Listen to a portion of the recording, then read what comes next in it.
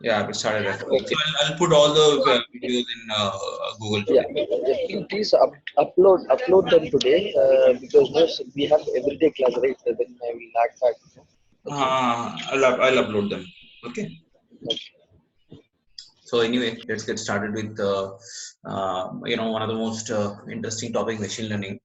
Okay, so few things first. Okay, what is if you have to define machine learning, right?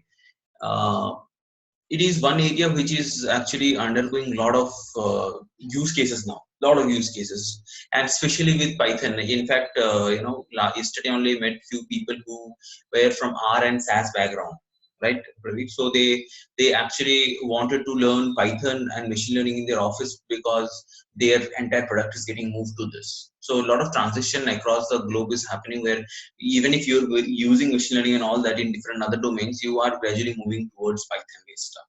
Okay, so what is machine learning? There are basically two types of machine learning. One is supervised, one is unsupervised. Okay, and Uh, what you do in this machine yeah, learning? that Huh? yeah, like Avantik, I just want to give you a background. No, like my project also, like we are just moving from SAS to Python. Like Right. we have around 30 risk models. Uh-huh. So we are like trying to analyze those 30 models, and if possible, we will like move them to Spark. Okay, okay, yeah. So this is what is current trend now. So I mean, apparently, so what are the challenges you're facing when you're using R and SAS? I mean, why? What was the motivation behind moving to Python? Okay, yeah, it's just been like 1 month. 1 month I'm into the project. No, I haven't like looked all the codes yet. So Okay. one by one I'm getting right now. I'm just working on one model which is like dealing with linear regression. Mm-hmm. I'm sorry, logistic regression, and probably like they have told me analyze the code and if possible try to change to Python. Right. So what That I'm is a asking is, POC, right, what was the shortcomings in R and SAS because of which companies are moving to Python? Any specific in your domain, because it is specific to The, company and company. yeah, yeah. The main reason my project is looking at this SaaS is like little bit costly when compared to like the other technologies, like and Spark is more easy in setup, I guess, no probably. So that's what they're looking at. Right. And the beautiful part about Spark is it is very much in line with scikit-learn. Right, whatever things you learn in scikit-learns get used there as it is. I mean, you have the same concept of pipeline, you have the same concept of grids, you have the same concept of cross validation. So whatever things, so understand this library scikit-learn very well, because this becomes foundation for all your machine learning stuff, no matter what you do. Okay, so coming back to machine learning, yes, this is what we're trying to do here. Is typically we are trying to get a model. Okay, what is a model? Model is, you can imagine it as a function. Okay, so mathematically, what is a function? You give some inputs to it, it will get you some output, right? That is a function. Okay, so what you want to predict here, what you want to do here is to get that function which will pass some data. It will return you some data. Okay, what will be this function or model? It will be actually for a certain input it will get certain output, and in future it should be able to predict the results for you. Okay, I'll give more clarity now. Okay, so there are basically two types. There are some notes also, I think. Hmm? Unsupervised. Yeah, I'm just seeing some notes I had. Yeah.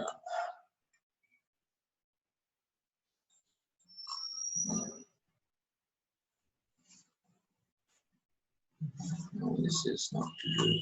Operate.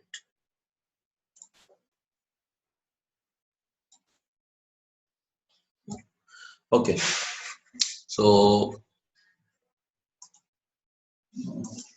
this is,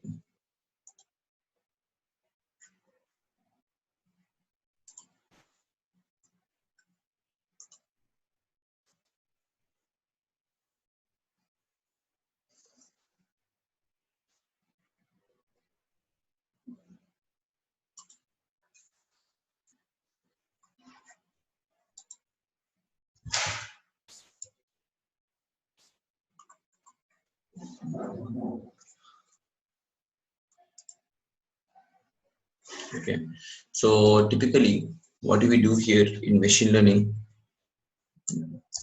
Get a model, find the best model which could do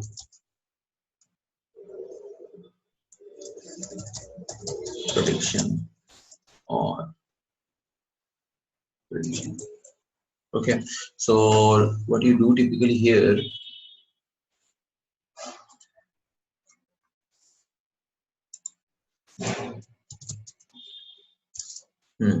which you do typically here, you have certain data sets. Okay, you have certain data sets which have say house prices, right? Let's take an example, house price. You have certain data sets. You know, this is the some value of some house. Okay, this is the this is the square footage area. This is the number of bathroom, number of bedroom. Right? You have all this information, and you have a conclusion. Conclusion in the sense you have this information. What is the price of that house? Right? You have some house parameters. Okay, and you have some house that has a price also. Your parameters price. So seeing this data, what will your system what you will get is you prepare a function, right? You will prepare a function f. If you pass all these parameters here, the size of house, the square footage of all these parameters here, what will the end result? The end result will be house price. Got it, right? Got it, right? So what is your end goal in this particular example? Your end goal is to prepare a function or get a model. This function is also known as model. Prepare a function or a model which for a given parameter, it could predict the house price. Understood, right? Similarly, other type of examples are say for example, you get emails, right? A lot of emails are spam. A lot of few of them are ham. Opposite of spam is ham. You want to predict for the newer email that is coming. You want to predict whether it should go to spam folder or it should go to ham folder. Got it, right? This is a case of classification, right? So how do you get it done? So initially, what there are various things. Okay, first is when you can set some rules, like you mark this email as spam. That's what you do, right? So automatically, what happen in future? Any type of email that has similar thing gets marked as spam automatically, right? So this is what is happening in the system. You are training the system so that you're making the system learn that if this was this is the email, this was spam, this is this mail, it was ham. So system learns, and automatically in future it starts to predict, no, this is a ham, this is a spam. It works very much like human mind, and apparently going forward in the later deep, not in this course, next course. So you have deep learning and all, where it actually works like human neurons. How does human neurons work? When neurons is the thing that is brain cells, right? It has, like, how suppose I slap anybody. Yeah. Okay. Suppose I slap anybody. Now, what could be his possible reaction? His possible reaction could be to say, okay, no, this guy looks more fitter than me. Let's not fight. I mean, if some big guy slaps me, that is the process. If I think, no, I can actually fight with him and win the situation, then I'll fight back. Right? So there is this thought process which is going on. So what happens when you somebody slapping me? There is one data set in my neurons which is slap. One data set, can I overpower him? If the resultant of these two is slap, then I will slap. If the resultant of this is over, he can overpower me. Okay, meekly run away. I will meekly run away. Got it, right? So this is how these things also work. It gets direct data from different direction, and at the end of it, it takes a call what to do with it.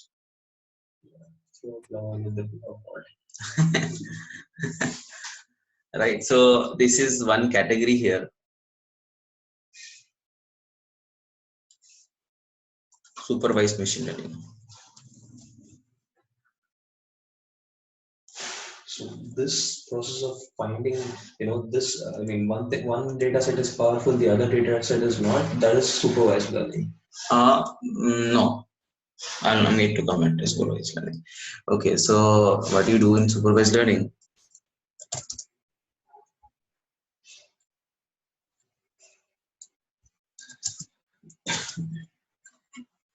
It's a little too small, right?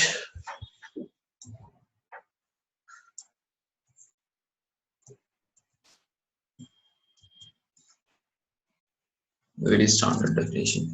So supervised learning, what you do I spoke to the cases, right? About the cases where you have data set and you have some label information associated with it, right? For example, house parameters and house price.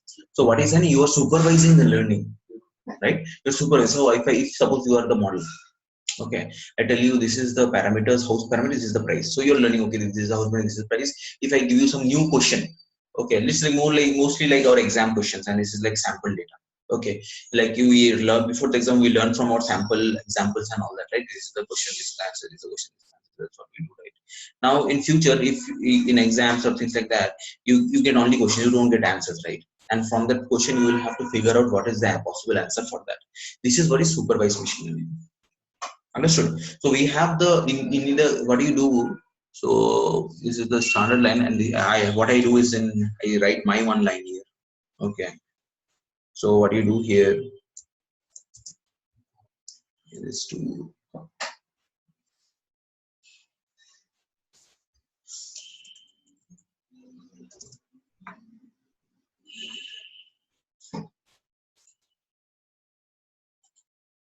okay. So supervised, you train the model.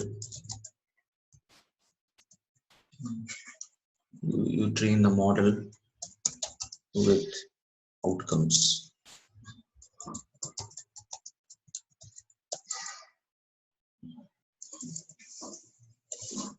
Okay. So what is training? Training is the first phase where you're giving machine learning the parameter input data. It is learning, right? So what you train the model with outcomes, right? And supervised machine learning uh,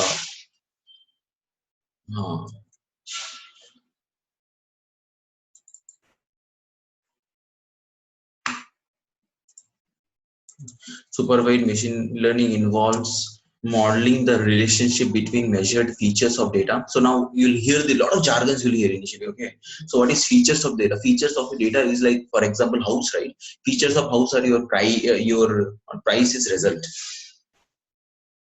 Like number of rooms, square footage, how many floors, balconies, location, blah blah.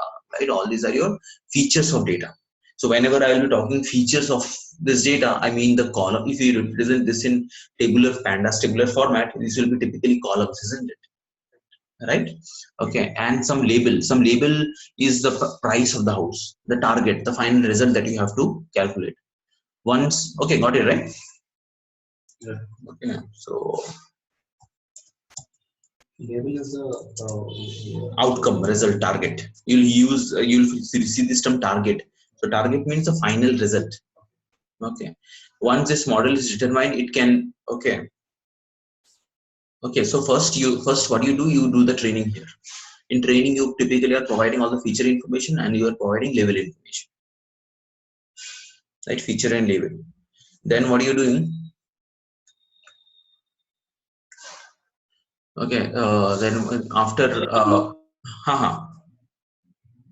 Hi, yeah, Pradeep.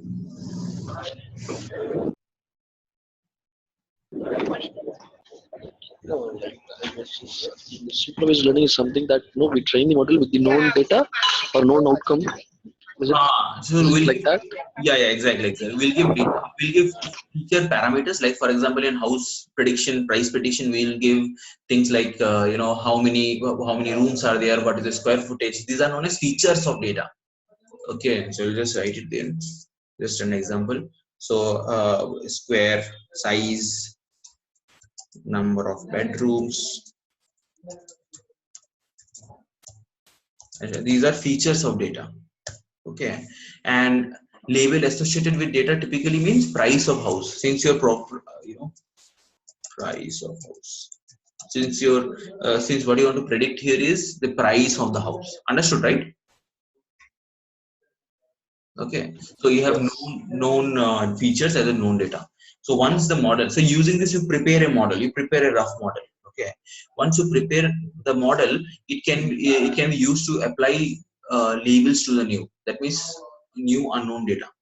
Got it, right? So unknown feature data,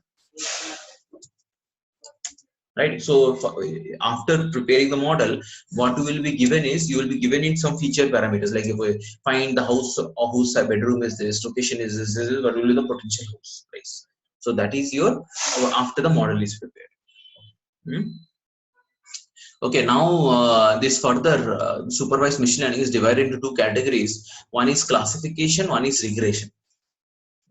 Okay, so classification, what happens in classifications, in classifications the label are discrete categories. Okay, what are discrete categories? Like for example, you are given the data, like email, let's take email example. You will have discrete categories: spam, ham, right? This is discrete category. Discrete means fixed number of categories, it's not continuous. What is discrete category means? Right, spam or ham.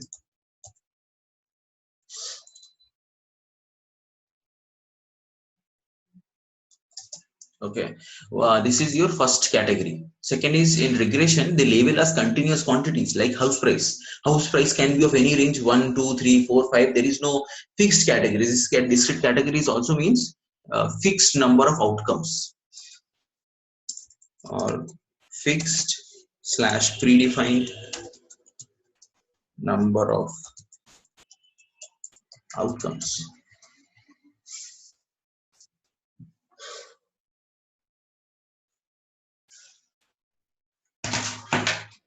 Right? Okay. So like okay. So of course we'll see a few more details as we go further.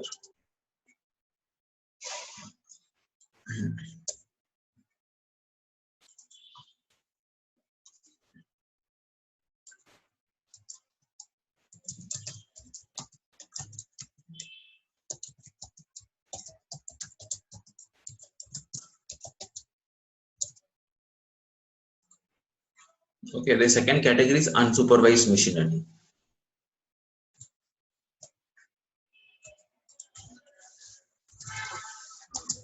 Unsupervised machine.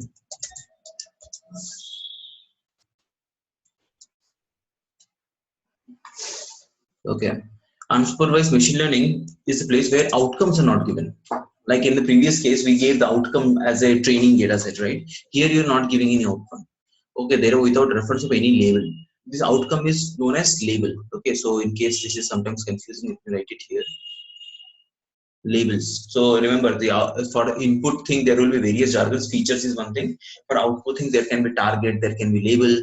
So okay, so some label. So I'll just write it here: target or outcome. Target or outcome. Then you have unsupervised machine learning. Okay, unsupervised machine learning involves modeling the features of a dataset without reference to any label. That means there is no label associated. Okay. Okay, so we will letting the dataset speak. So, for example, you really got some data. You got some satellite images, right? You really don't know what does this is, how to classify. So this is the first thing that you do. Okay, what do you do in clustering? What do you do in this guys is you don't have the label outcome. You don't know that the green means river, green means forest. You don't have this. Suppose you're getting satellite images, you don't have this information. Green means forest, black means rock. You don't have this information, right? So what is the first thing you do? You feel like, okay, let's cluster it. What it does is it typically finds similar data and groups them together, right? Then you will see, suppose you have a lot of your audience, you want to find what is the various categories of audience. You don't know what are the possibilities, right? What you do here, you cluster the audience, you group the audience together without even knowing what is the label of it. You don't tell this is a sports enthusiast phase, this is a movie enthusiast audience. You don't tell things like that. Okay, you just cluster the data, so automatically it will find similar data and group together. That's why it is a letting the data set speak for itself.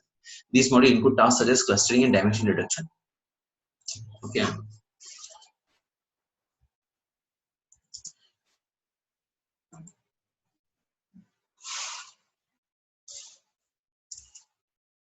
Oh.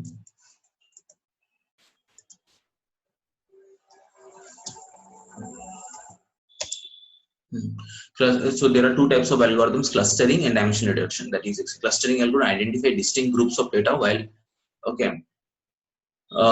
So let me explain what is clustering now. Suppose you have a lot of college students. You have 4 different tasks. You have to find which group is fit for, rather you have college student, you have to divide, you have to assign 4 different tasks, and you want similar people in similar group, right? So what you can do, you can apply clustering algorithm on them, so that they can find similar people and make a group together. They can find similar people and make a group together. And similarly, this, after such groups are formed, you can assign one task to one group, one task to, they will not fight, right? This is your clustering. Clustering is grouping the data. Clear? What is clustering? Grouping the data. We'll go very deep. This is a high level understanding of it. Then the fourth thing is dimension reduction. So whenever you are predicting the label, right? It's not related to label now. Whenever you're predicting the label or predicting the final outcome, you have to make sure what are the features you use. Suppose in house price prediction, you can use a lot of features from there, right? You can use all the features from there, but you have to know that using all the features may not be useful.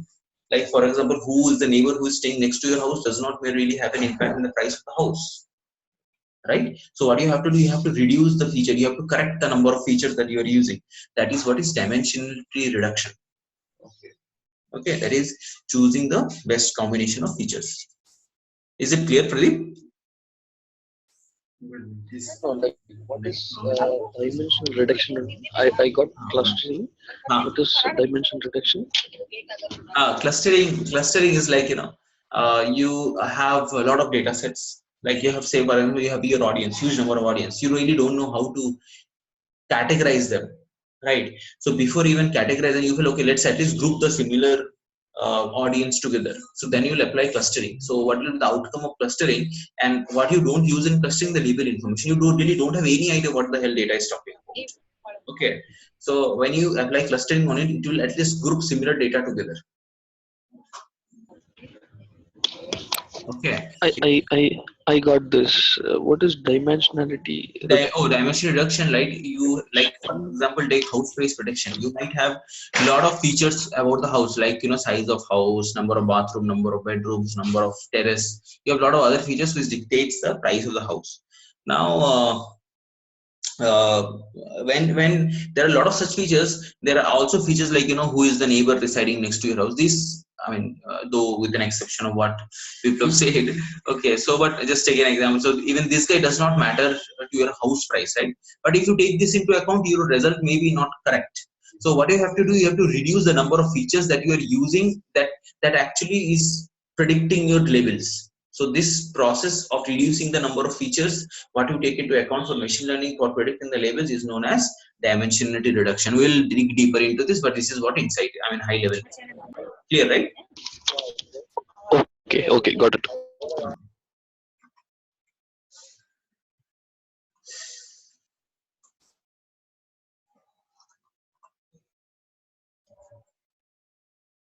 This one Assis once trusted outliners. If you exclude the top 5 billionaires, if you include them, they will skew the data.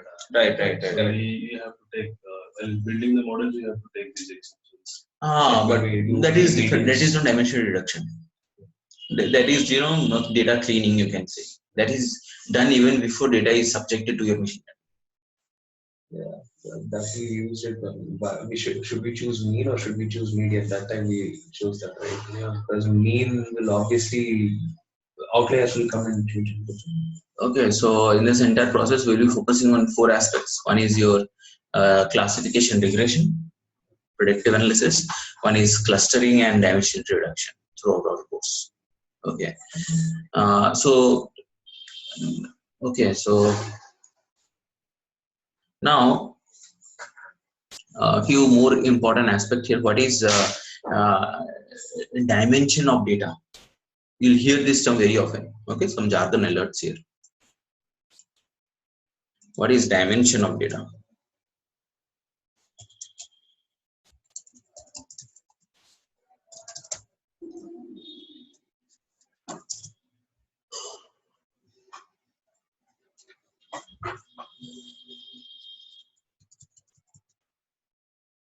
Okay, so now let's take house price. House price has lot of data corresponding to it. Okay, so some jargons I'll be talking here. What is categorical data, qualitative data,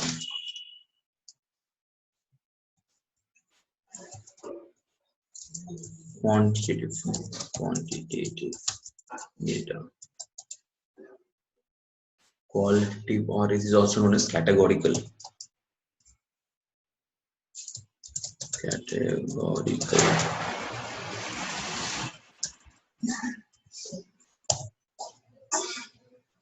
Quantitative and numerical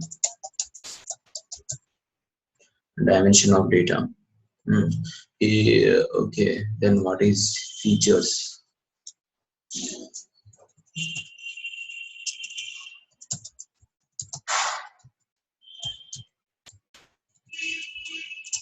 Target.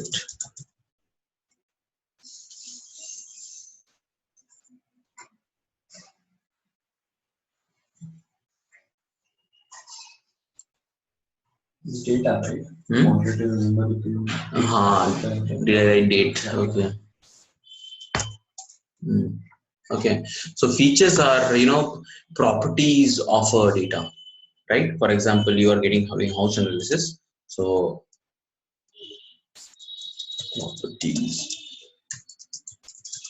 of data. Target, right? Results, target or label.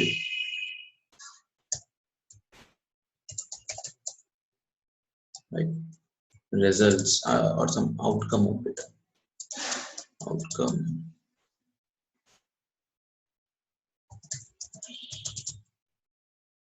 Okay. Then you have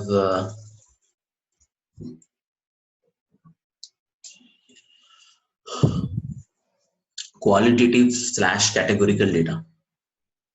Okay. So for example, you have person information, right? Person information. So person information, we have gender information, also male, female. Just gender information is not quantitative. It's not numerical. It is qualitative. Okay. Qualitative means qualitative or categorical. Qualitative or categorical, male, female, like something which is not number. Understood, right?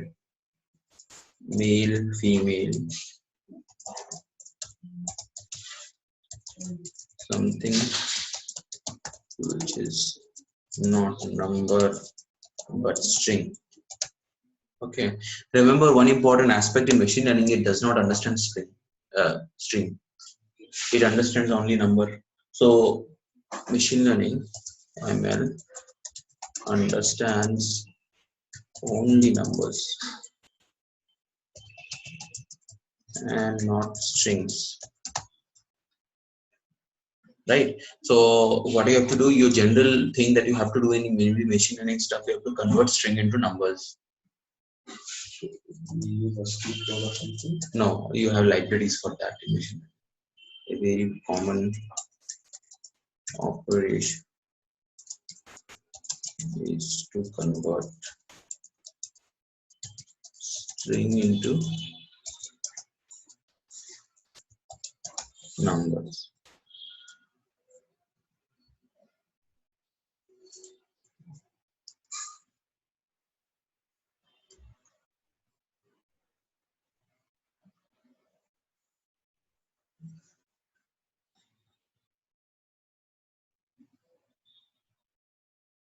Okay, then you have quantitative or numerical data, that is like price, rate, some numerical data.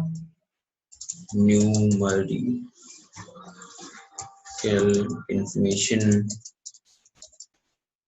about the data. So any data that is in string, like country, yeah, that is of no relevance to machine learning. No, and I didn't say that. Machine learning cannot use it, so we have to convert it into number and then pass it to machine learning. Got it, right? Machine learning cannot use your strings directly. You have to convert it into number and then pass it to it. Okay, at least scikit-learn does not use it. Other libraries which can be done like this. Scikit-learn does not.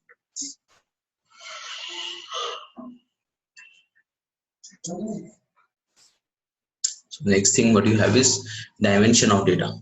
Okay, you'll hear me talking about this thing, hyper dimension, low dimension, a lot of these things. The dimension of the data is number of features that represents your data, number of features. So if you're 10, so number of features representing your data. Is it like the number of fields? Number of fields, exactly. So this part is very so that is known as dimension of the data. If you have 2000 features which is defining your result, see, for doing all machine learning maths, okay, you need to represent that in matrix and dimensional matrix. Got it, right? You have 2 features, you need 2-dimensional matrix. You have 3 features, you need 3-dimensional matrix. You need 4 features, you have 4-dimensional matrix. Okay, so uses and dimensional matrix to represent data sets.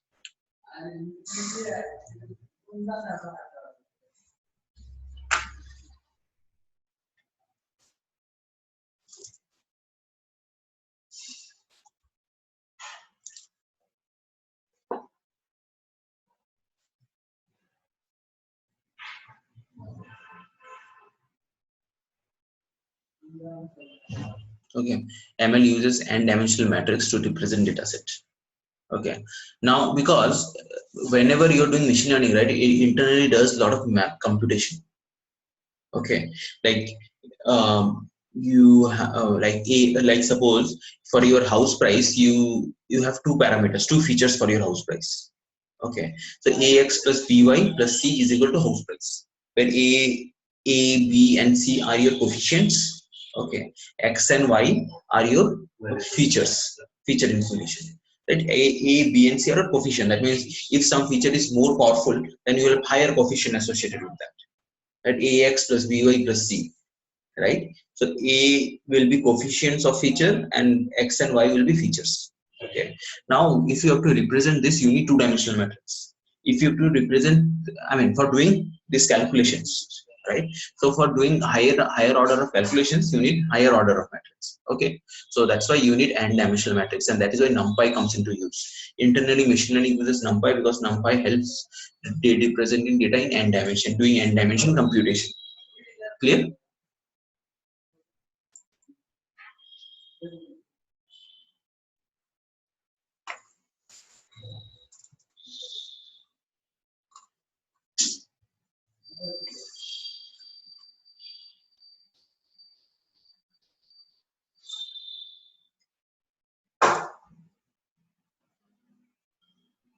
Okay, so Python, so we'll now getting introduced to introducing scikit-learn. Scikit-learn. Okay, this is one of the very most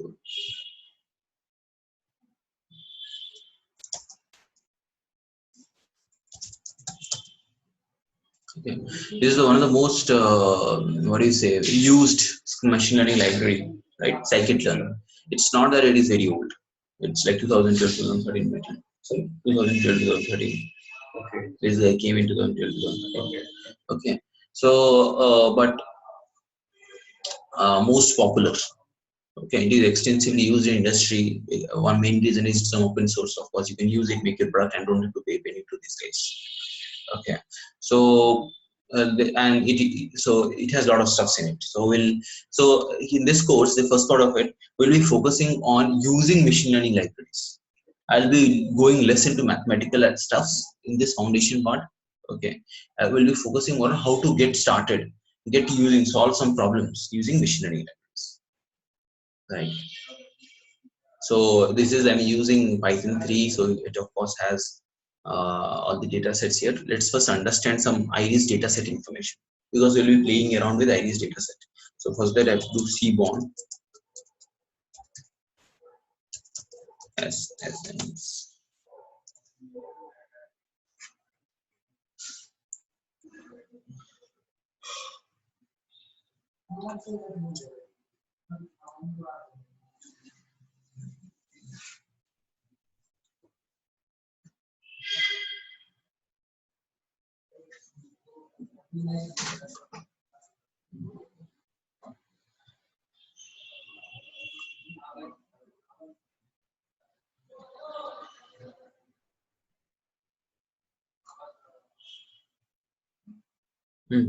So let's now understand how the data will be presented in here. Okay, so I have to write iris data, then SNS. Of course, this is present in SNS load data set.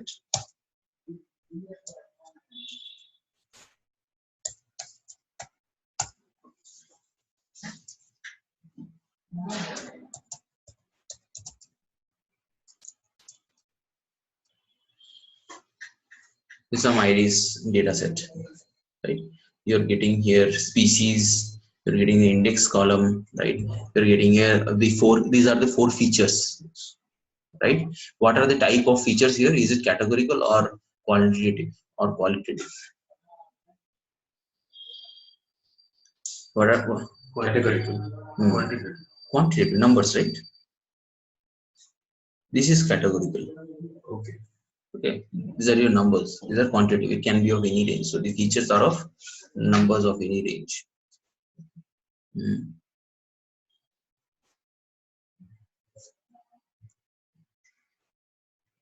Okay.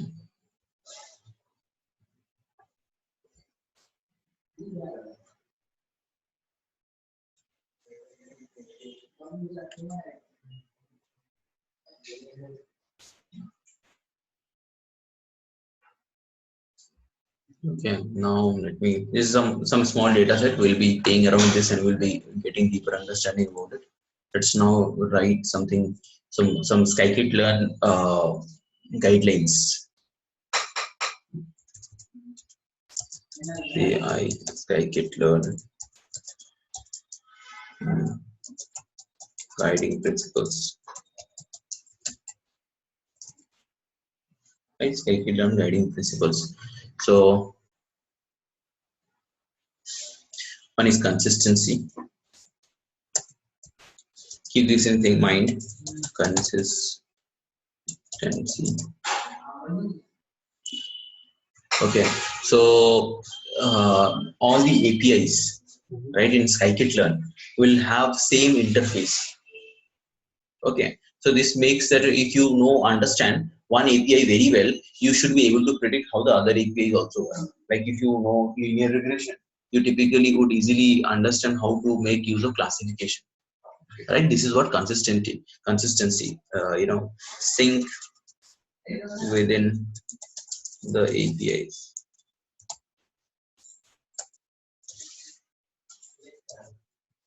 The second aspect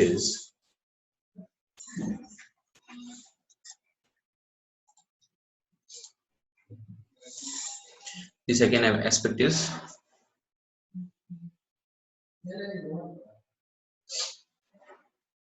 inspection.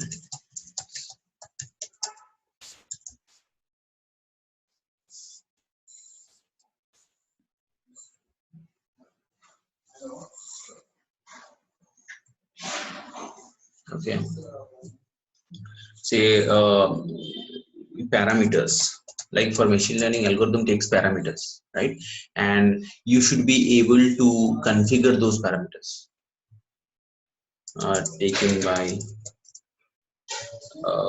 APIs. You should be able to configure those parameters.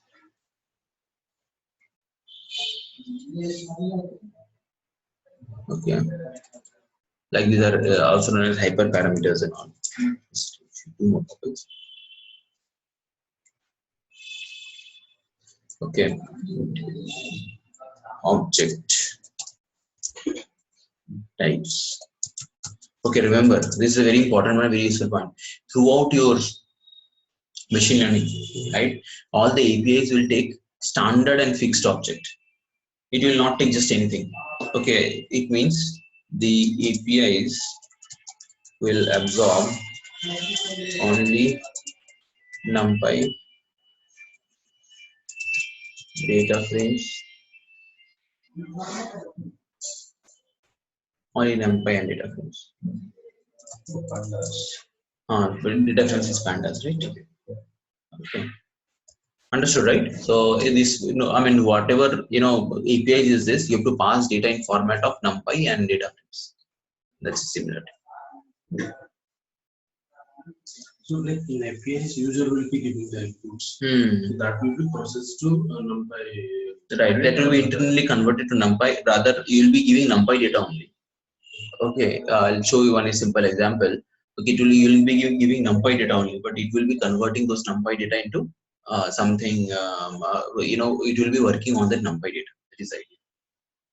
Okay. Just I'll show one simple example which will make all these things. Okay.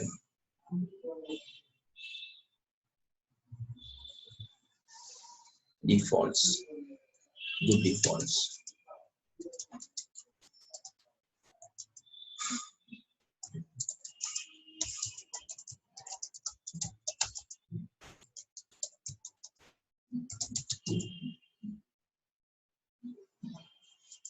The default param should make good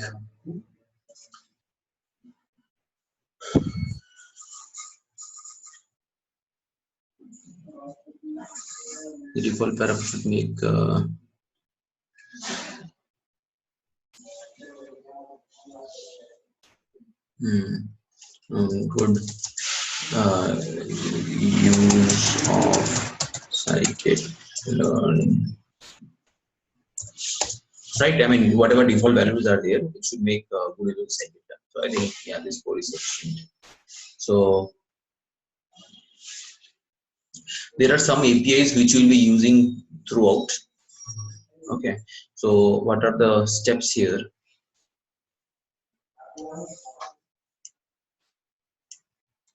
Okay, first you have to do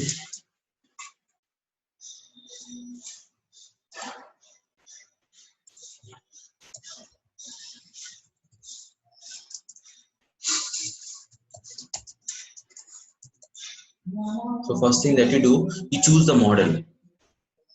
Okay, choose the model. Like if you understand, this is the steps. Okay, if you get the data, if I give you a lot of house price, so what is the first thing that you should think? You should think, what is the best? Is it a classification problem? Is it a regression problem? It is a clustering problem? What problem?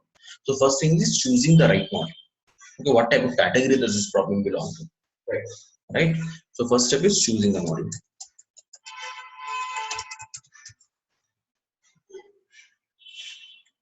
Okay, then is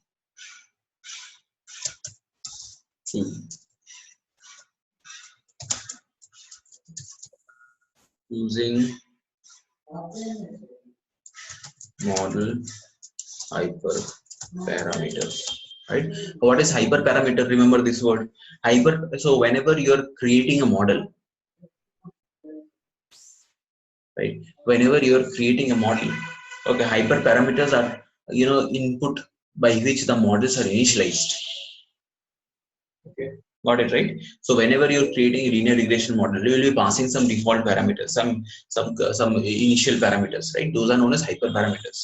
Now this is very important to choose the right hyperparameters. Got it, right? If you are in machine learning algorithms, you will be passing some numbers which will tell how many times this particular thing will be repeated. What is this thing? What is it? You will be passing some configuration. It might so happen that if you pass different initial values, right, you will get different results, or maybe improved result in one case and bad result in another case. Right? So choosing the hyperparameter is also a special task here. Okay, and you don't choose randomly. What do? You try with various initial parameters, various hyperparameters. You see which is performing good for you. You choose that. Right? Choosing model hyperparameters.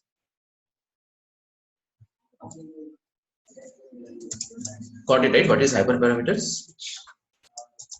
Init values of model.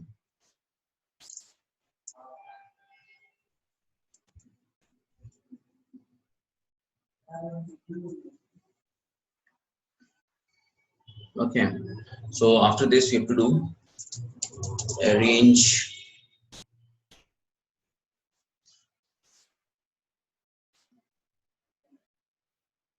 data into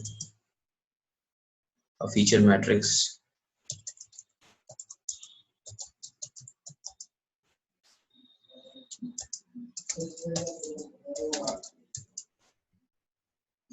And target vector. Okay, now one few more jargons. Okay, what is feature matrix? So suppose, just remember how house prices will be set, right? Or say, let's say go here. Wow, this is your until this part. Oh, sorry, till petal width. This is your feature matrix. Yes. This part. This is your target vector, right? This is your feature matrix. This is your, that's why you'll get this name target vector. Okay, target vector. Iris name.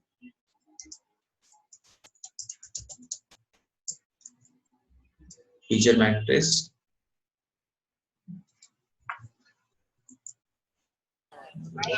Target vector is something like a predictive variable or what? Target vector is like label. Target is like label. Label, okay. Right. See, in this case, this is the parameter, this is the label. So all labels collected together and all features collected together is known as feature vector. This is known as target this is known as feature matrix. This is known as target vector. So when we have four features, we have a four cross four matrix. Right. Sizes of sectors and petals.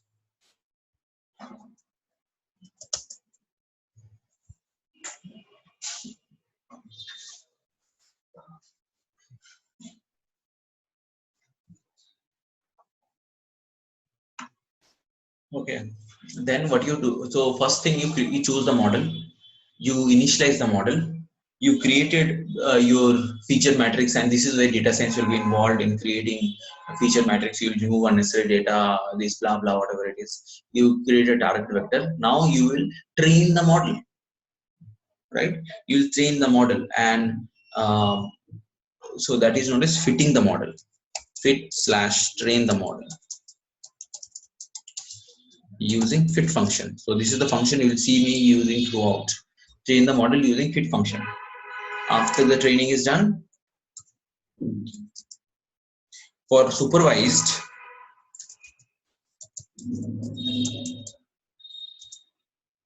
learning, we predict labels using predict method. Okay, after the training is done, training involves the label information also here. In case of supervised, right? In case of supervised, find label.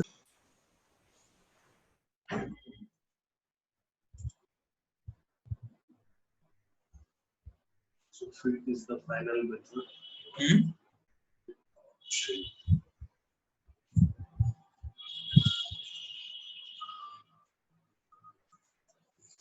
So basically, supervised learning will give the predict outcomes. Unsupervised learning, since you don't have to give the output, what exactly is the purpose of The output will be groups. okay. Yeah, that Rock, river. Right. That groups will be the output. and then if we have to get even more deeper, then from those groups we get the supervised learning to get the Right. Exactly. So first you will apply this unsupervised learning, then you will be doing this.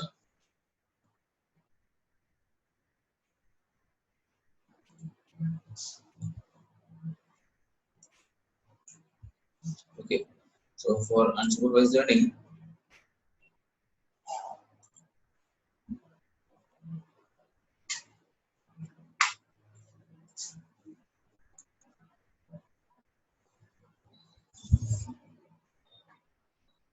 we so to transform. This is one function that we use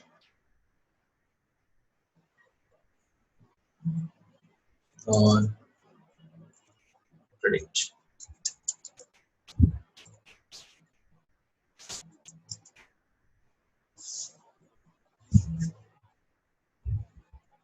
To infer properties.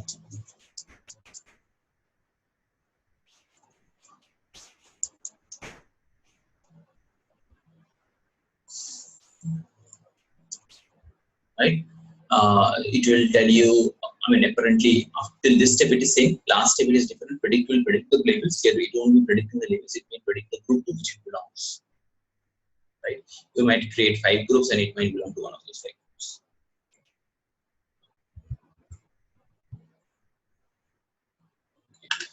Let me show a very simple.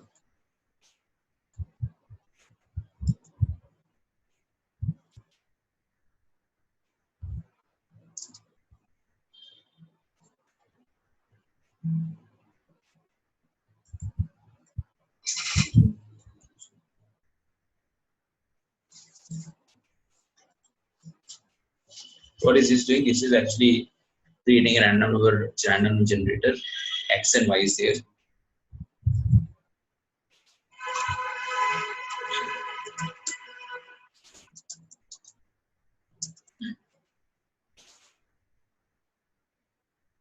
Right? It is generating this data.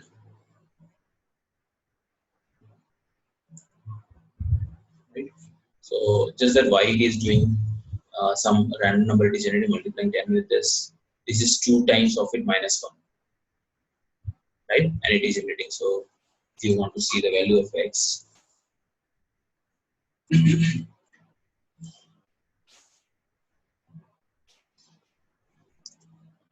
it is this.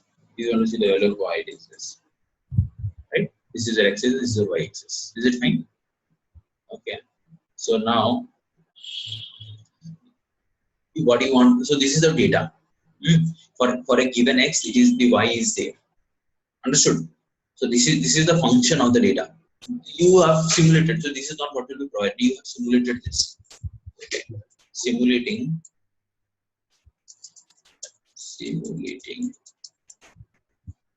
X and Y. Right? For a given value of X, you can see the given Y value of Y.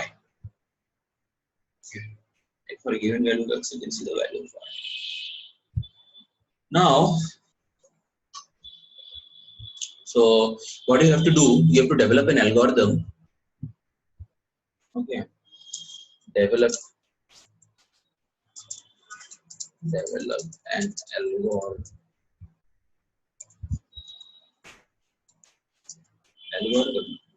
Okay. Which for a value of X will predict value of Y. Understood? Right? So this is your training data. You have different values of X, different values of Y. This is trained. Using this data is trained now. This is the training data. This is the training data.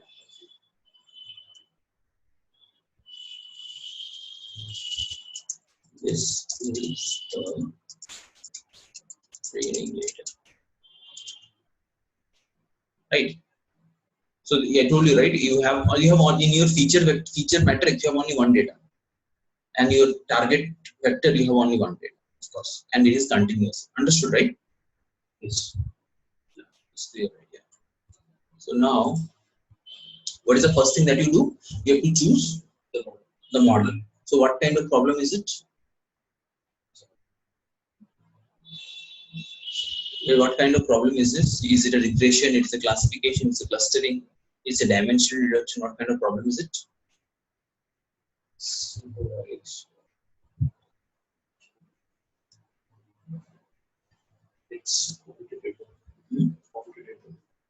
so it is linear regression.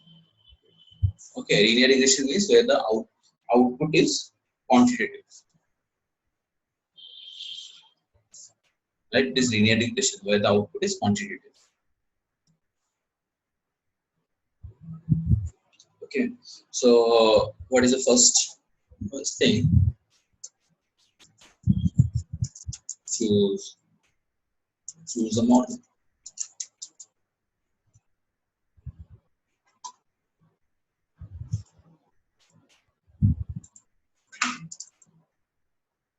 Okay. So we want to choose from sklearn dot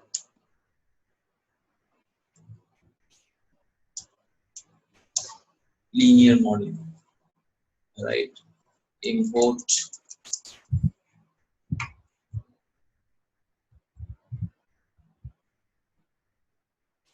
import linear regression.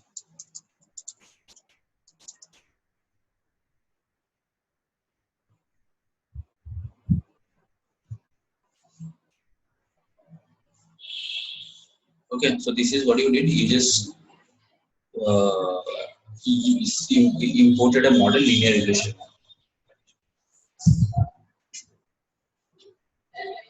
Okay, so what is the next thing you have to do? Then choose the hyperparameters. Choose the hyper.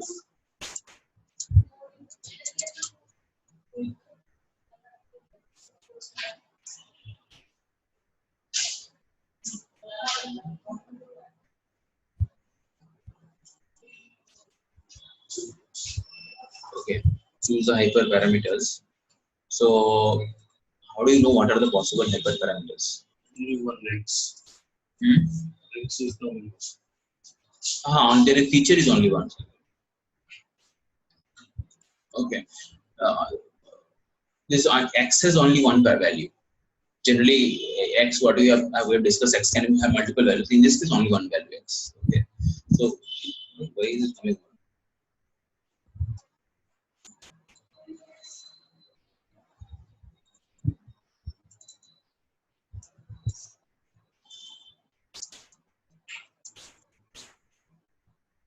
Okay, so what you do is help.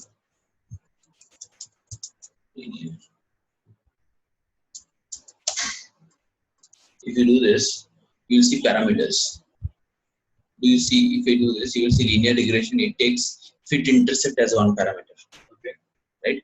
Normalize as one parameter, and many more. But this fit intercept is definitely one parameter. Okay, so what you have to find what are the possible options. It can be Boolean option, whether to calculate intercept of the model. If set to false, no intercept will be used for calculation. Example, data is expected to be already centered.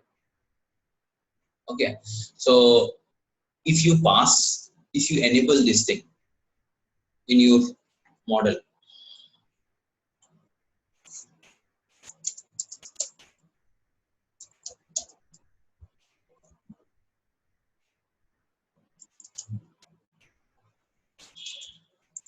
what is the fit intercept?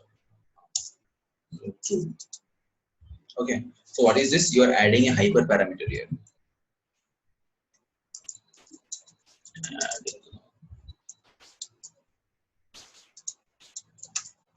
Linear regression fit intercept. You are adding a hyperparameter. Fine. So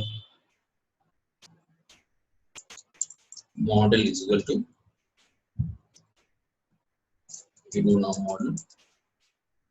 Got it, right? See, there are other parameters as well, but we didn't configure that, or we just configured only one parameter. That's the things that's by default. Right. Okay, so these are default parameters. This is hyperparameter. Now let's take the third step. How does that because X is a dependent variable? Like, from X we're doing Y, from Y we're doing X. As of now, we haven't spoken about it. Okay, as of now, but just this is the data set that we have generated, and what we are doing here, we are creating X series, we are creating Y series, and we are creating Y from X. So what is it? Y is dependent on X, right? So there are again two terms, jargon alert. Okay, one is what is dependent variable, one is independent variable. Okay, I started using it without even talking about it. So keep reminding me. They say some new jargon. Okay, dependent. Say independent.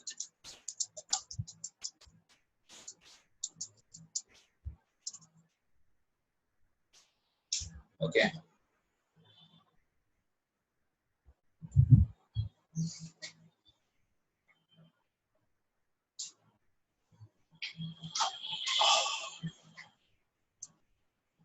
Independent variables. Okay, variables which are not dependent on others, like number of bedrooms in a house. Are they dependent on any variable? Right, independent. house price, are they dependent on any variable? So that is a dependent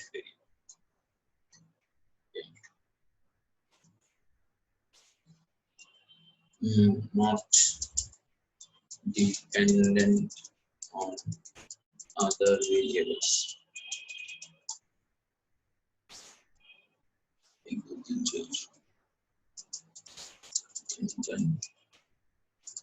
Variables dependent on other variables.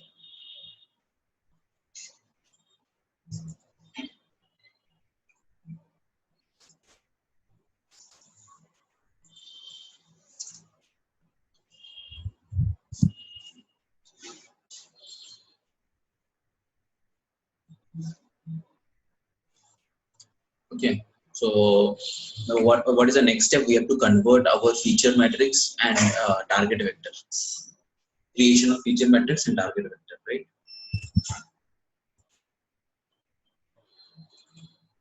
Other variable. Price.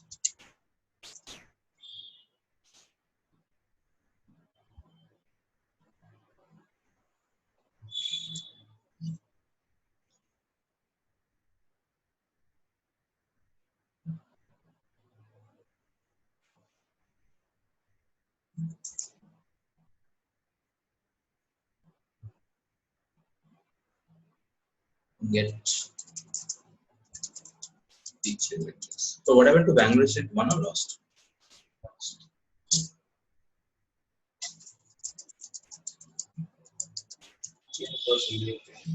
L in RCB stands for lab execution. Where is L in RCB? That's all. That's all luck.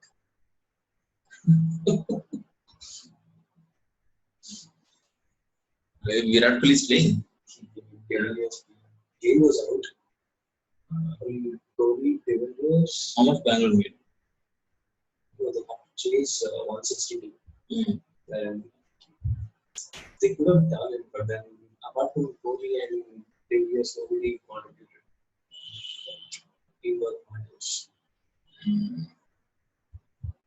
Good. Okay. So what we have to do, we have to create feature matrix. Okay.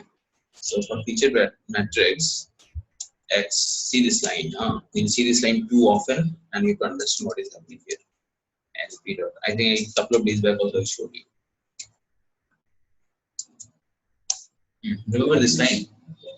So what is it doing? X is now what? X is now a continuous number, okay? One dimensional data, right? You want to convert it into row of one element each, right? Vertical data, right? Row of one element each. So what do you do for that? X. One column. That's like one column means because there is one feature, right? So np dot new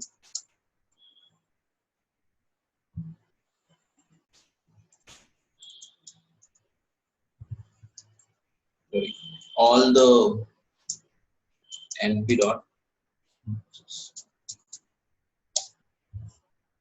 So see the result. See, this is what format we want. Got it, right? Because this becomes your one feature column. This is only one feature here. This is one feature. This is one feature. This is for different data set. That is what it wants to represent. Is it clear?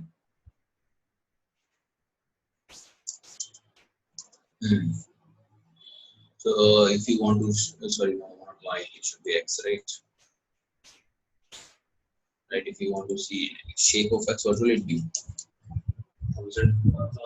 Number of rows, comma 1. 50 rows.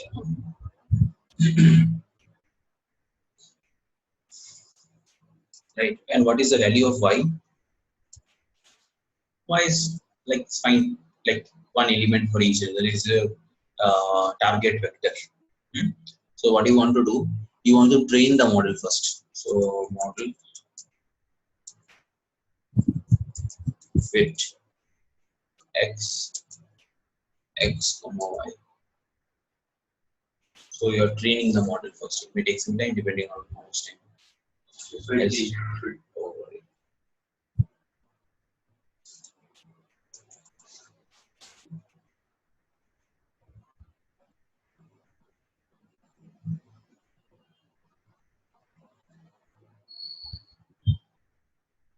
right? Now you have trained the model. Now you want to predict. Your model is trained now. Now you want to predict data.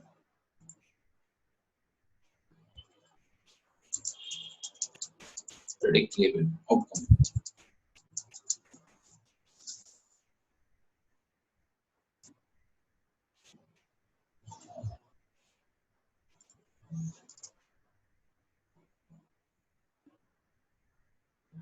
Okay, so we can generate some data. New x is equal to np dot namespace. You want all the data between what was the previous case.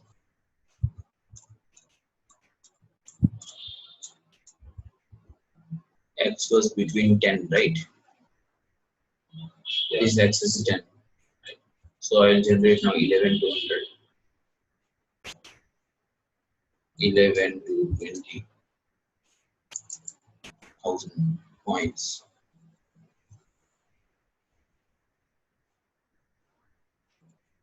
Model.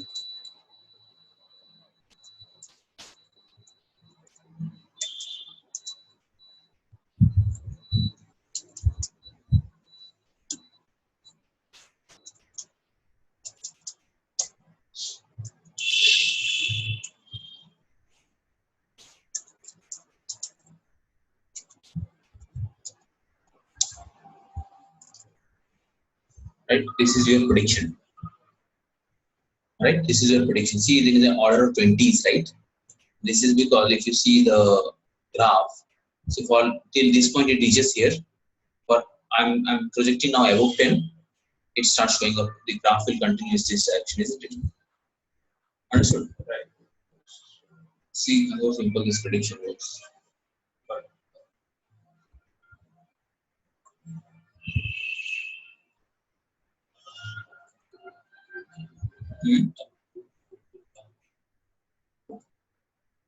Suppose prediction, right? New y. Suppose you want to plot the graph of this. Okay, so that you under. So you want to plot new x, new y is there. So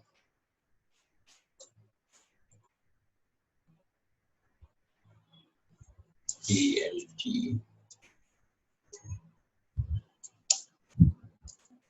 new x, new y. This is for this latest data. It was continuous data, right? So it became like this.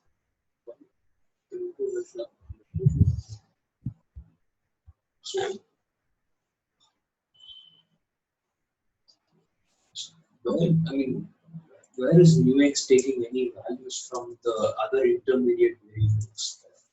Like you had capital X somewhere there.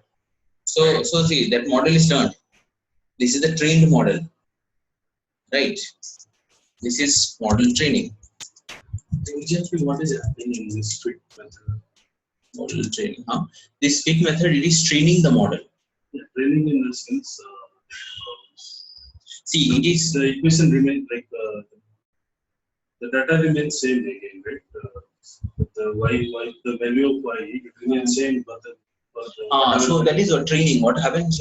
What happens in the training? You give some input data, you give some label, it will learn. That is the thing that is happening in the fit model. It is learning. So what changed? Nothing changed. The model object changed. This model object, right? Now it is a learned model. Model training. Model object is now a learned entity. Here. So you trained the model. After the training was done, after the model guy is trained, now you are using model to predict unknown. So we are not passing any result here. Are we passing any value of y here? No. But still it is able to predict the new y, which is in the same line. Clear? So what it's doing is, like the first one we gave the formula, everything was there. We built that one, create the model. Now simply pass on whatever equations it will keep on predicting. Keep on predicting. So what it is doing, the model is a function. So in the first fit step, so what it did, it found out the best possible function which could predict similar data in future.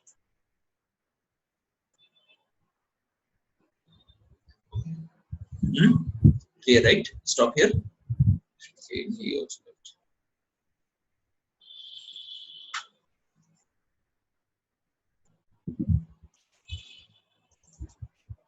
So, like, I don't see,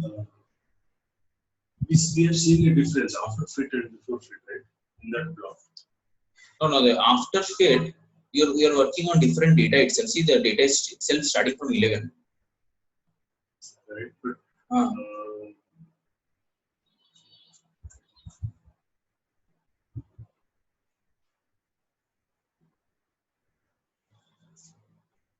the math model remains, the formula remains same for the value of x, y will be, that is its remains generated. But after fix, we are seeing that it is focused. The graph is different. So what exactly is happening with that fit? Because they're given lint space, right? Lint space, or there's always be equal spaces between each point. Like say, given 11 to 20 this time. 11 to 20, 10 points. New X. One bit, I think.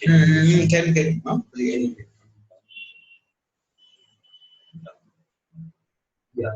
So here, new X lint space, they've given 11 to 20 with 10 points. Right? This one. That means between 11 to 20, there's 10 equal space. So you're telling that So you're this is asking controlling the fit. The reason why it is because Data is controlled here. data is like equally spaced. That one was not equally spaced. So in the first case, in the fit, right, you are training the model. Right, model is now trained. It knows the first step you found out the function which will best predict the value of y. Now you are generating data here, right? You are generating data lint space 11 to 20, 10. So what are the numbers? 11, 12, 13, 14. See, these numbers are generated. This is your value of x. You have to find out the value of y, whether this graph should be like this or this graph should be like this. What is the slope of the graph, right? That is the value of what you have to generate. So that is what the trained model, which is able to predict the value of y. Now you are passing the value of x and it is now predicting the value of y. Got it, right? Okay. See, there are see what you do in the fit thing is you find out the best line which represents the data. But the fit is before this data, right? Fit is called before this. Where you are giving the line space and fit is before that. So fit is training the system. See this. What fit will do, suppose this is your data set, right? Yeah, fit will find, see, if you have to predict in future, suppose you have to predict in 15, what will you do? That's what I also agree. The fit is, but internally, what are the variables and how it is trained? See, variables is only one x. See, what fit does it? Fit finds the best line which represents this data set. Understood? This part is clear? Yeah. What is a line? Line is equal to y is equal to mx plus c.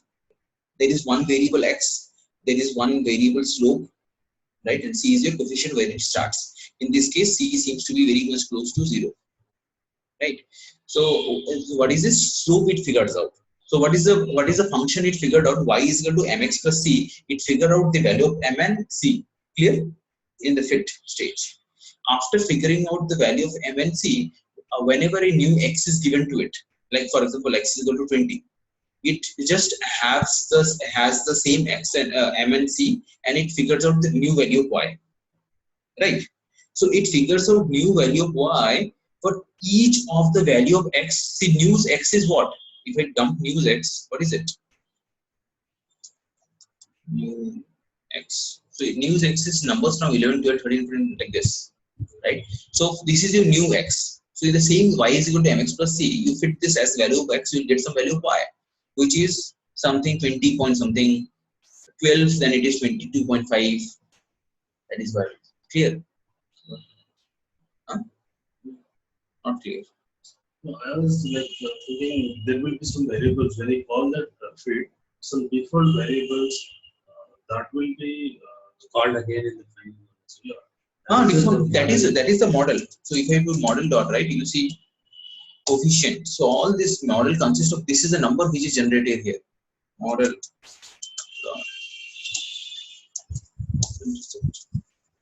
Right. So see, the y is equal to mx plus c. What is m? M is this coefficient. This guy 1.9. Okay. Remember what was you remember this line? This is very close to whatever we are doing here, right? See, what is the relationship? Y is y. What is your m here 2? Right, and it is also coming very close to that 1.9. What is c here? Minus 1. That is also coming very close to it. Minus 0.9, isn't it? See, it is almost predicting back. See this process. If you in the first process you found out, you created the equation, okay, and you are predicting and you are plotting the graph, right? In the next step, you train the model using this data, and next step you are predicting the equation back, and you almost did that, isn't it? Yes, you almost did that. When you have the data set, you almost predicted what is the value of x, what is the value of y from the data set, which is a wonderful thing. Right? So what is it that you are doing in this regression? You are predicting the function y is equal to mx plus c. In this case, since it is non-variable, with non-variable it becomes more complicated. We should represent even predictive data set. All clear? Okay. Now in this case, like you've given, since we know, say this example, we know m, we know c. M is the coefficient, c is the intercept. So with only one variable, we can get. No, you got n variables, you get. Can you like go a little bit up on that? This one. See, in this case, see, this is your training data set, right? This is your training data set. You know what you do is you can play a game. Actually, this can be done by you. You don't tell me the function that you are doing. Okay, they generate this data. Just give me this value of x and y. Using this model, I will find out the closest value of x. Right? For example, I'll show you. For example,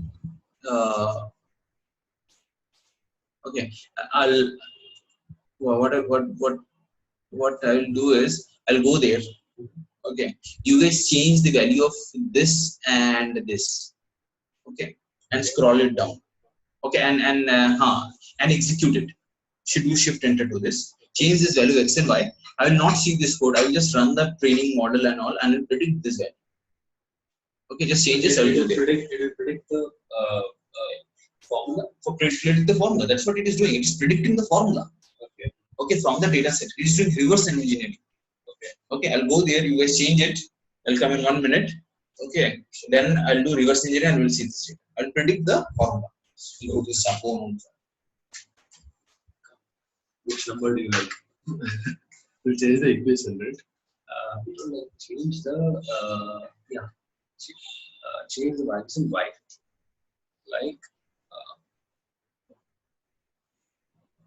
Yeah. Can use this one, right?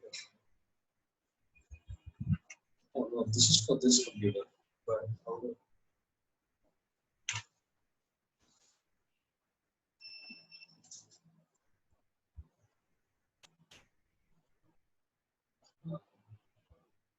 Okay. Okay.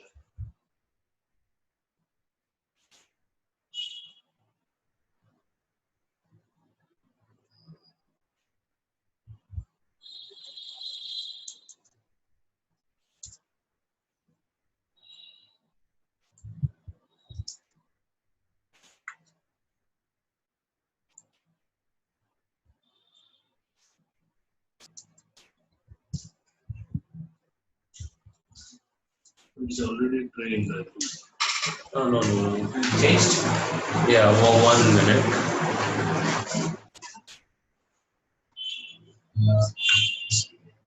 Yeah, I changed the values. I'm just working. That's okay. So this is done. So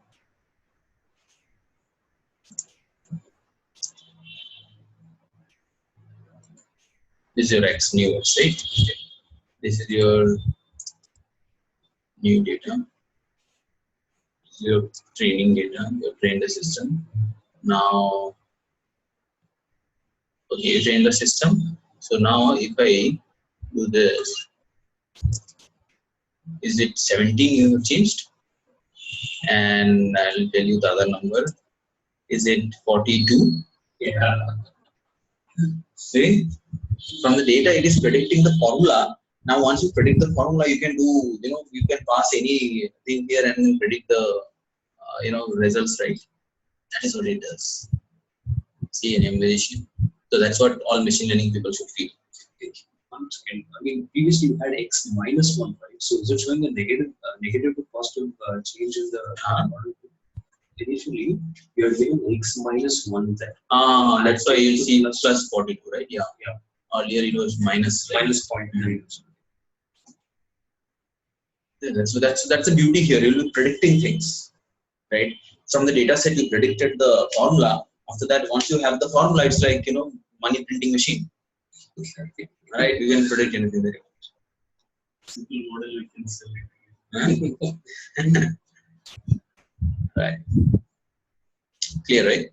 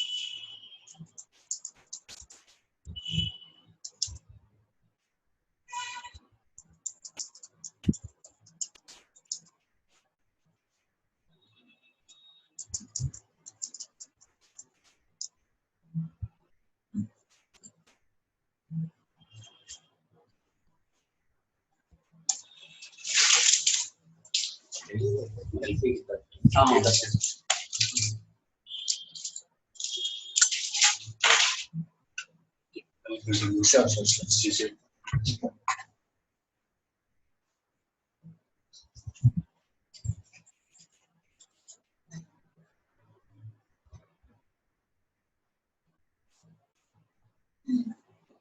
I'm seeing this one in my C drive, not in this one itself.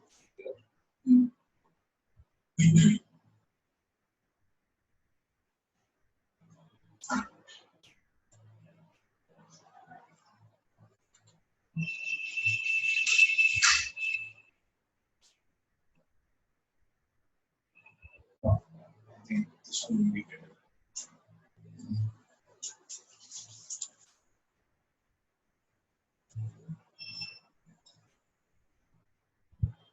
Clear and ABC.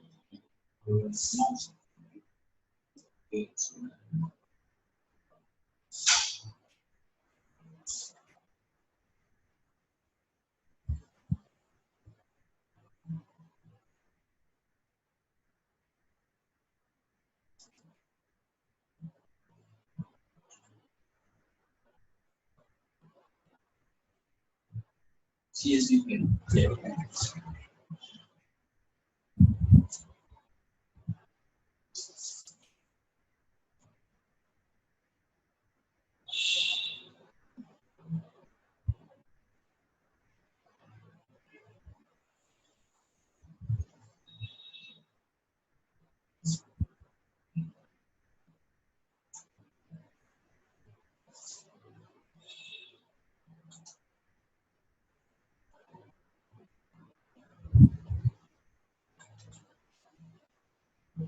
Where is it? I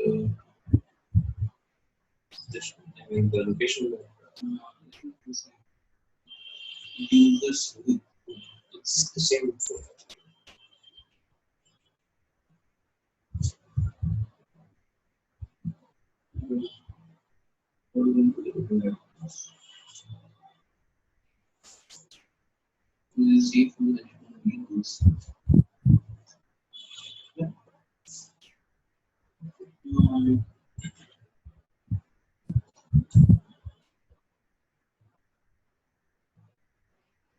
One feeds a line.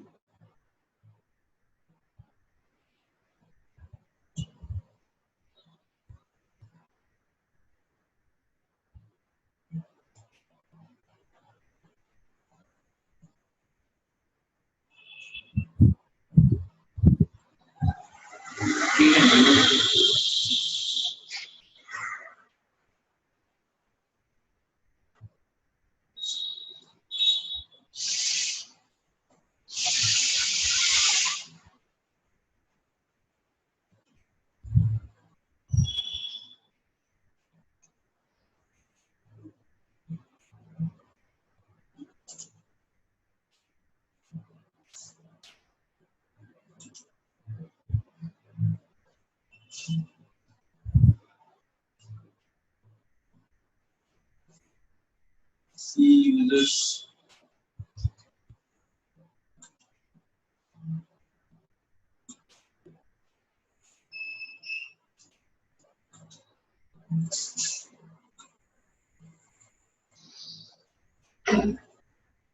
Is it in Microsoft Excel sheet? Microsoft Excel, comma separated values. Like if you like drag this up, Excel.csv. Thinking have a separate file. Just download the CSV file. Okay. I think a separate folder. Actually, Oh, the file format was on CSV only. everything. These are all CSV forwarded. So this California cities, I got it from that same Jake data service that I same guy.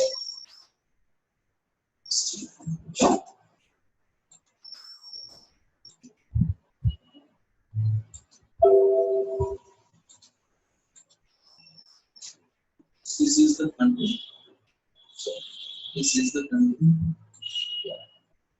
These are the here population is like this. It should be like this actually.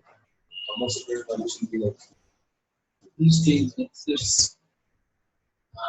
Actually, this is not.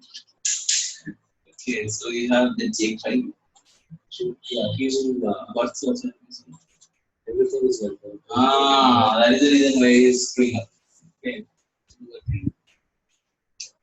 Download a file.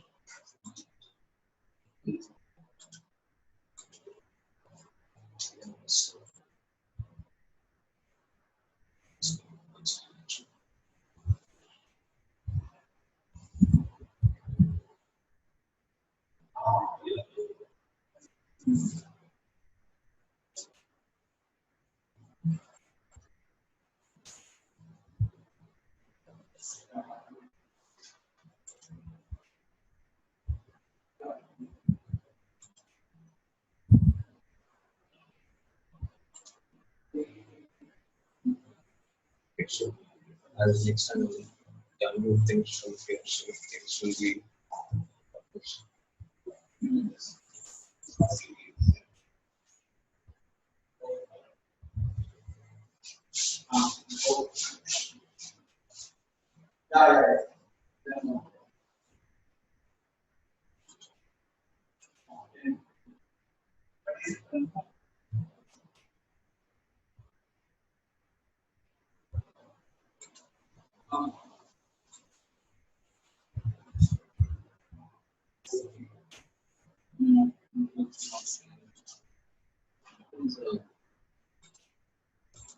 The option to download this file.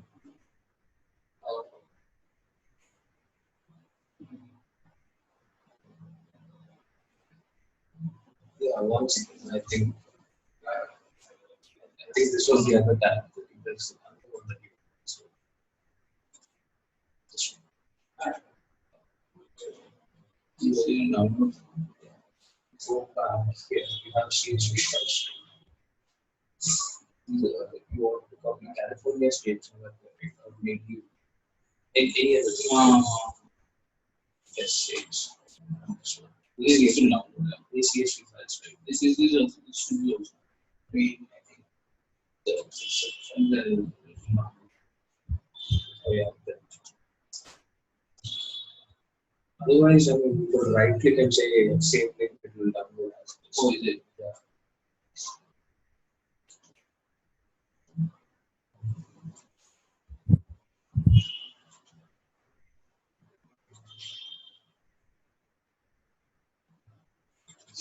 This data set. This is actually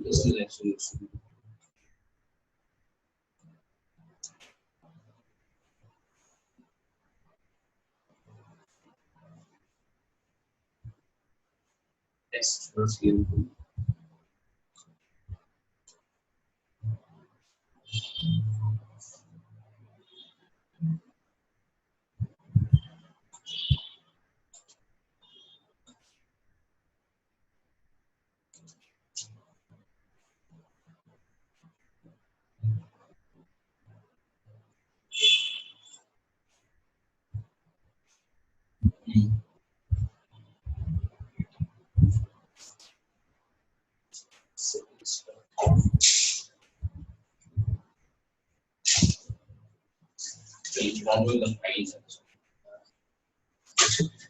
Nevertheless, but to know a couple of projects how to read in case it doesn't work. Right. Thanks a lot.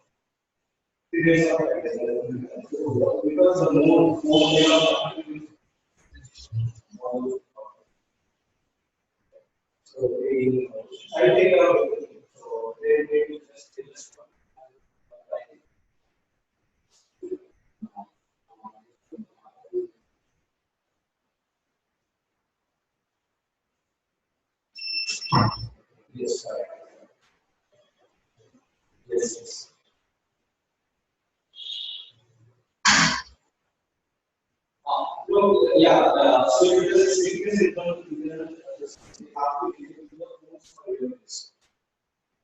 That's very important.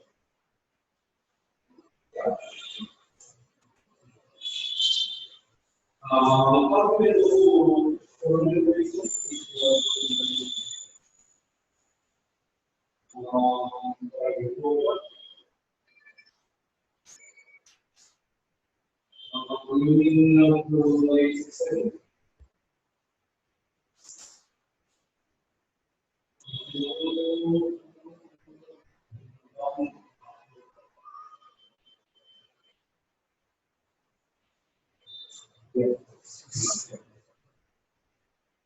how you can do this? It's busy, but you can just inform.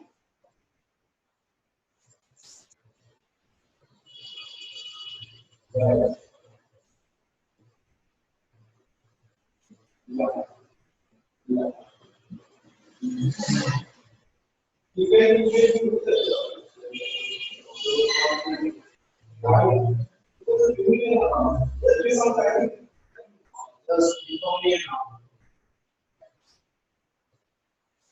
No. Yeah. Yes. Correct.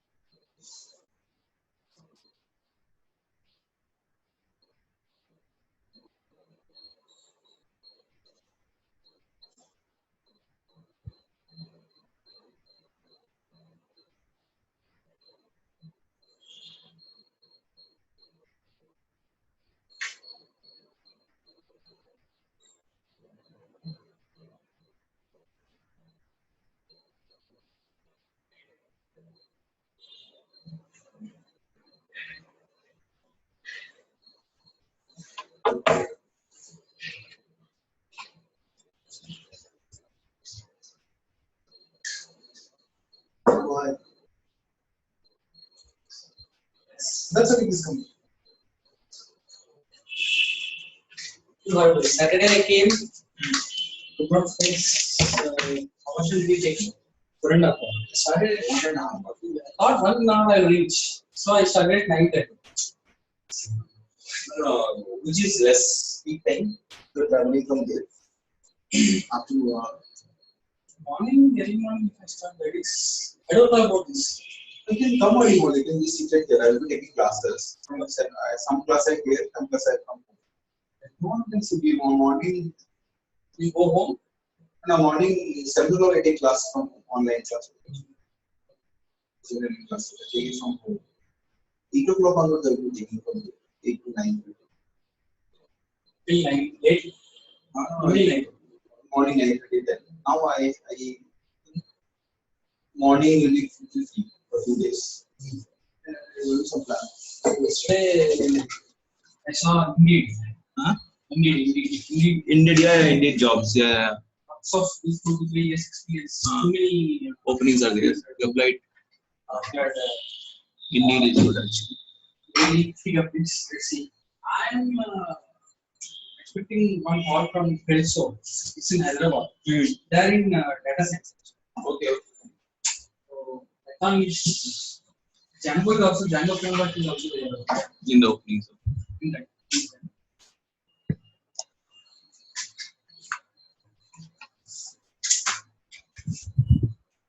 Somebody's here. No, that's my bad.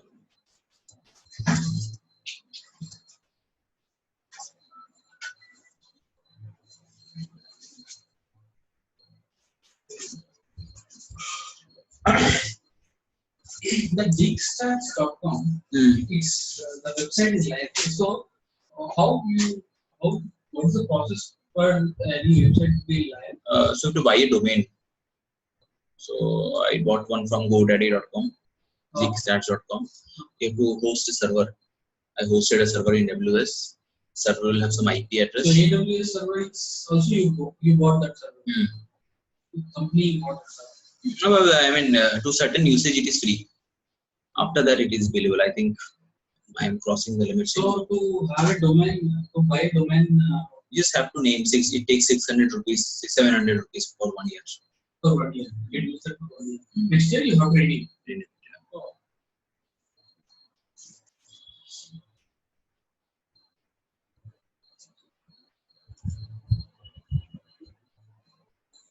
So Then we have configured databases in AWS. That took some time actually. Configuration. AWS is Amazon server. Amazon server. So it's like cloud. It's cloud. We are buying their cloud space. Some space over there, right? So whatever. So based on the number of GBs, the cost varies. Cost vary. Some usage is free. After that, it is all. So how much is free? 30 GB or something like that for 1 month. It is free, but I've already crossed little limit for there. Yes, after that it becomes billable. How the cost will be? It is little expensive after that actually. So it comes to, every month bill of 1,500,000 will come. Okay, after that it will more grow. At least pay as you grow. It will be like this. So for the billing is not in our hands. Not in our hands. So it will be most in by your usage. Otherwise we can't discuss. Can we discuss before and what would be the bill for next month? No. It will tell you all the predictive analysis and all, right? They will tell. It will show you here. Okay, what is the what will be the cost and all. Okay. So these are the two main things actually to create a website, right? One or two, you have to learn to host it, buy some domain, connect it. So these are the two ways by which we achieve it. Okay. So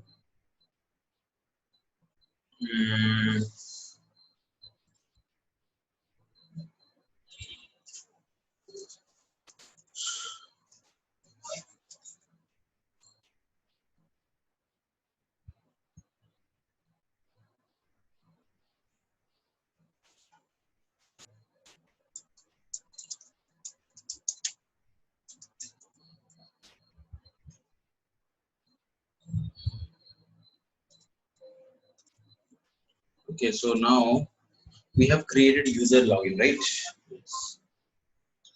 So in this project, so the data inventory management is the.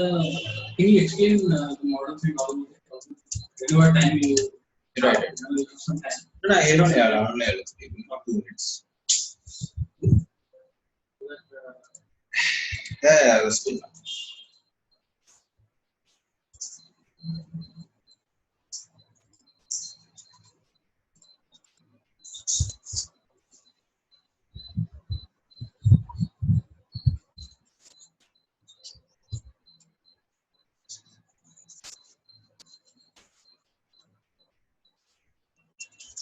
But literally, I felt that I'm walking. No, not yet to start. A lot of pressure will be on you, don't worry. Okay. So Where my office is right, set up from Singapore. Hardly I will face it. Singapore to Sajjapura. oh, Sajjapura is a company. Hardly I will face. from Sarjapur to here it will be a lot of trouble. Sajjapur to there. Freshen up or something? No. You're fine. You feel that. No, I'm just asking because 1.5 hours is a lot That's of right. what we have water or something. Okay, okay. Okay, so see this. This is the code structure, right? Inside this, you have few things. One is your this anyway is not to be used category. Not used, yeah. And you have data crat management. This is like user profile. All your user profile will go here. As of now, the model is almost commented out. All user profile will go here.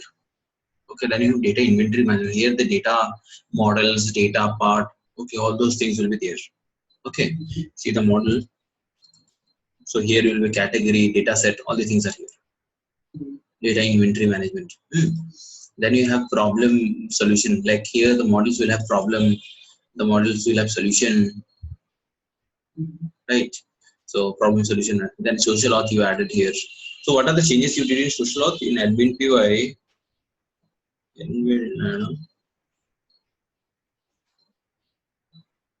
This is anyway I'm not using apps.py. You added this, right?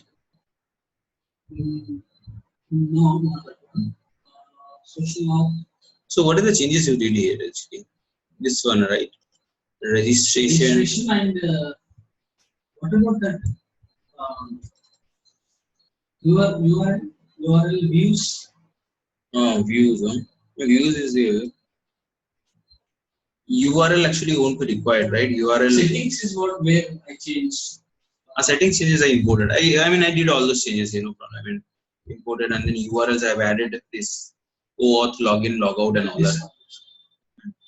So automatically you are telling here to use social Django URL namespace social, and so it is using this page for login, right? Okay, we'll make it good with login. Login via login via GitHub, login via Facebook. We'll add it here only.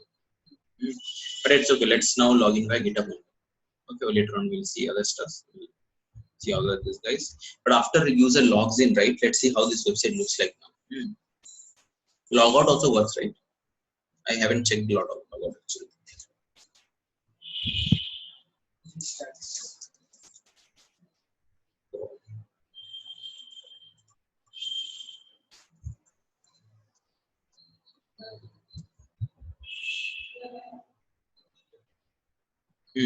I'm logged out now. Logout page is not prepared. That's why you'll see like this.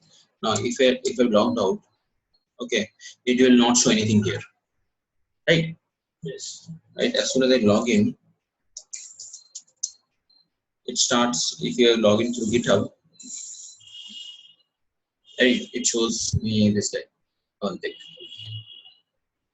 Click it. Nothing will happen because nothing is there. URL mismatch because what was that? is a mismatch because you go here, you go in settings, for applications.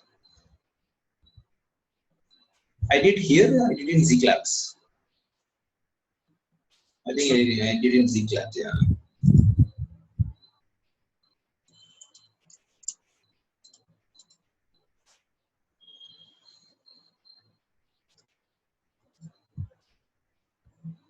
Hmm.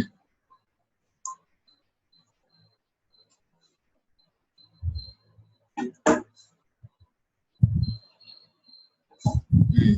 So what are the applications? Yeah, right. So Zeke Stats, this is the one, right? Who users? So here I have authorized callback is this guy.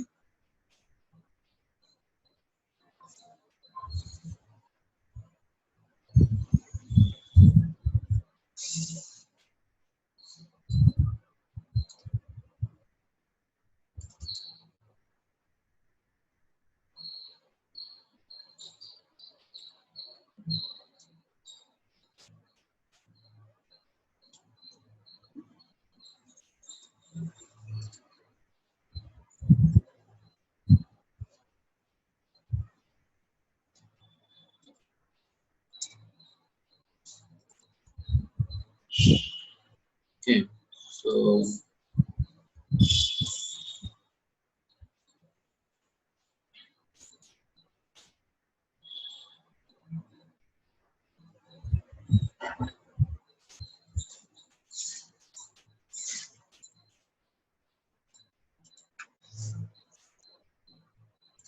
developer GitHub redirect URL mismatch. It is telling you that there is some URL mismatch. Okay.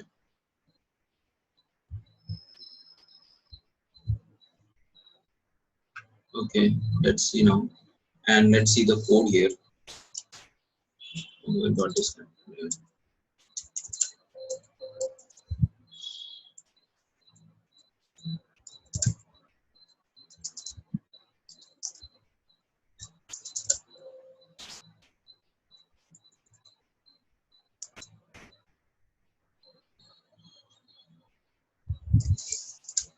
So I had to add a few things more in settings, right? I had to. This was the reason why it was showing you error mismatch, right? See, I added this after login where it will go. This is login redirect URL. Got it, right? After login. So okay, save it. Okay, let me log out it. See this. There are error message here. Never in a website leave those error messages. Okay. So it is because the server is not actually down.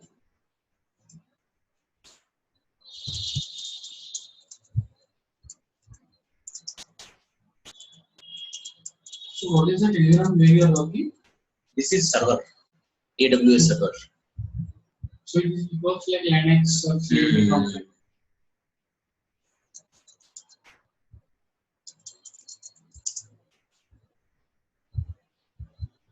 You know a little bit of HTML and all, right?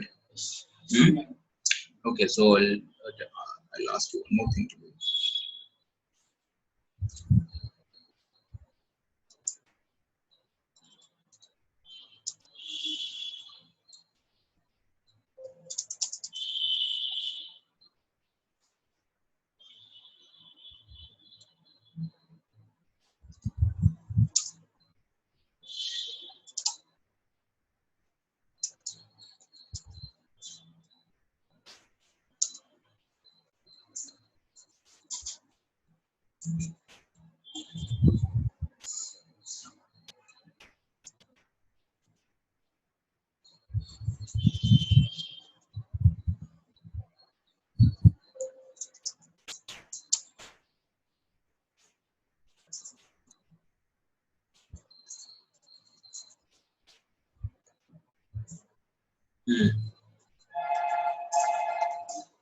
So I'll build something on top of it now.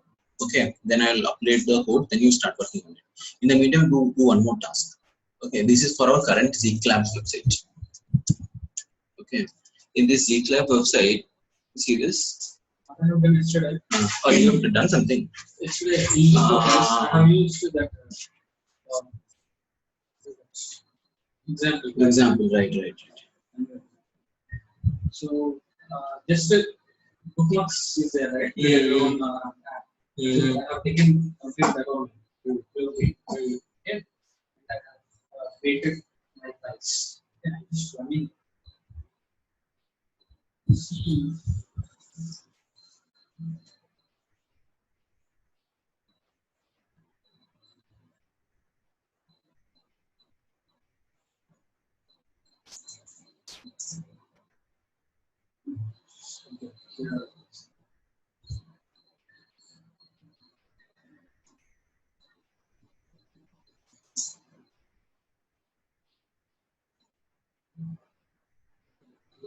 Account register ID.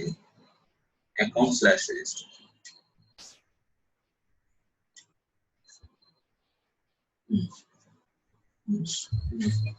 So after you have registered, This is the user profile, right? Right. Create my accounts. Right. Nothing at all. Right. After that, So you have to do this and then say create an account. So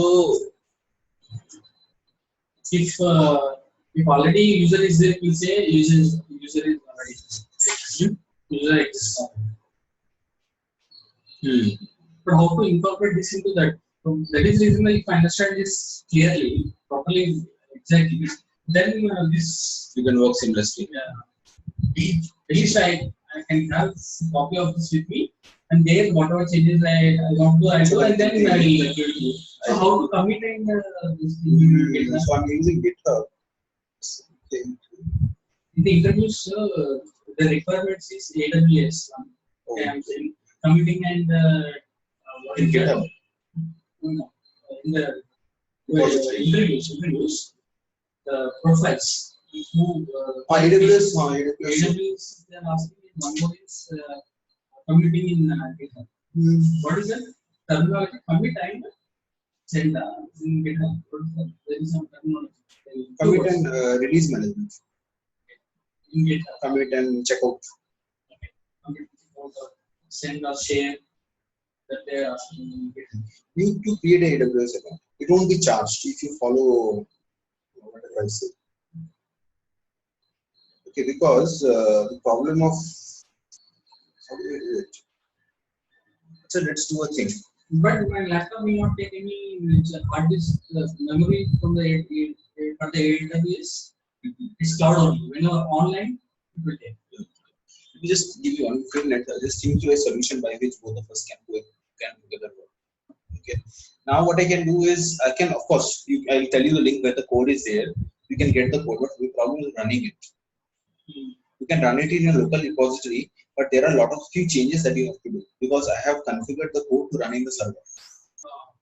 Okay, and that's what I'm wondering. If you get some time in this day, if you feel that there is some space, time to spare, then just tell me how to do that AWS. I will just subscribe. You subscribe it. So correct. Even I get It's to know okay. about AWS. So no, that Ashish can help you with that. That's fine. Just thinking. Just give me one minute. Anyway, so this page is there, right? Okay, let's continue our work now like this. Before you leave today, we'll try to. What time are you planning to leave?